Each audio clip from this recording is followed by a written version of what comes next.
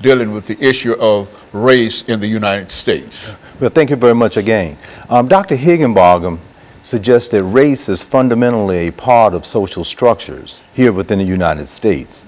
In the last segment, I mentioned about the complexity of race because it is so ingrained in the fabric from 1619 to 2016.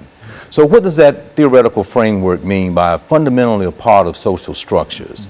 If we think of the 10 major institutions that make up the society, such as family, such as economics, such as education, such as medicine, such as the government and politics, entertainment, mass media, law, all of those types of characteristics that make up the society, Higginbotham would suggest was ingrained in a very racist way toward African Americans and other ethnic groups in America, and that it still persists as we think about how culture is defined as something that is passed down from one generation to the next generation to the present time here in 2016 and ahead.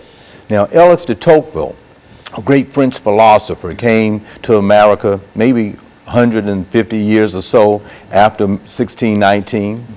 And what he found as he was traveling in horse and buggy throughout the South, these people of African descent that were enslaved.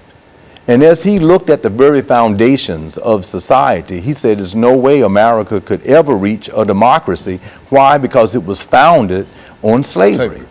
So therefore, when we think in terms of it being so ingrained in our society, in order for us to make improvements on it, we must just understand that that's how this particular country and society was founded.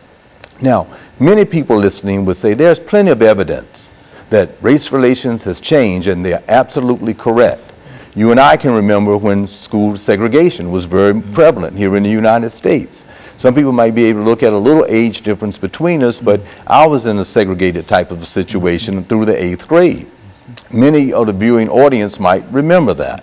So the segregation took place so we can see how there were certain improvements. We can look back at